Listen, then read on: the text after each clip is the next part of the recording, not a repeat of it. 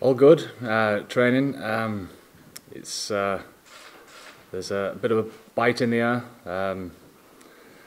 The lads came back in on Sunday, and you can see a telling difference in the manner in which they're hungry to prepare. We've trained really well Monday and Tuesday, and all's pushing in the right direction. We'll tie up for a long play on Saturday. Well, he's hitting his markers and he's training well. He's not been in full training. He's been doing a bit part of stuff, and we'll make a decision on that Wednesday night, Thursday.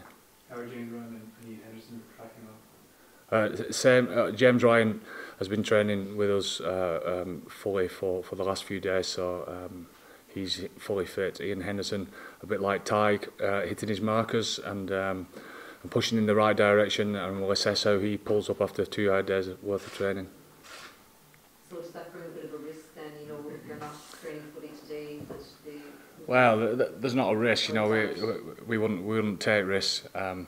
We back the squad that we've got, the full squad that we've got. We've got quality players across the board, so we'll make the right decision come Wednesday, Thursday.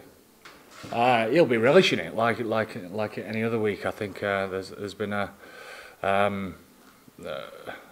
lot said about him, you know, coaching the Irish setup, etc., and his 100th game this week for Wales. So congratulations to him on that.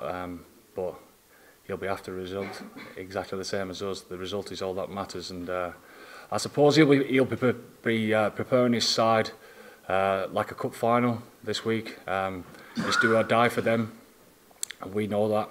So if it's a cup final for them, it's a cup final for us as well. Yeah, I thought they were very good. I thought they was excellent against Scotland in the first game. I think they're a team that's playing with a lot of confidence. I think they've grown the squad, the depth of the squad, which is great for themselves. And yeah, I'm sure that they're coming over here at the weekend in a good space.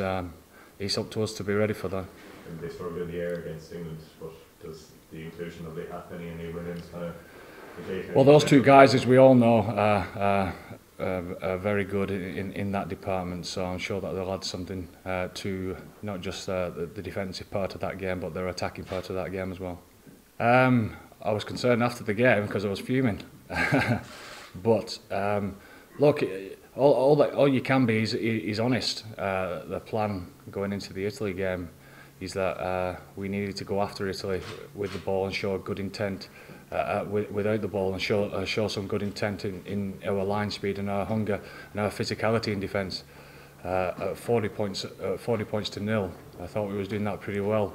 For example, we want to score tries from the mistakes that we make or force on the opposition through our defensive pressure, and within that first 3 quarters of the game, 4 of the tries came from 4 out of the 8 tries came from the pressure that we forced on them. So that was pretty pleasing. But the last quarter wasn't acceptable.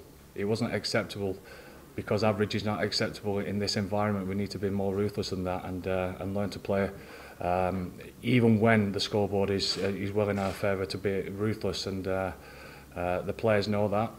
There's some young lads who haven't got vast amounts of experience, who might have been getting carried away with themselves a little bit, but to knock off. You could talk about any technicalities that you want, but have a lack of intent in that last quarter was not acceptable. Do you expect them to be better on Saturday? 100%.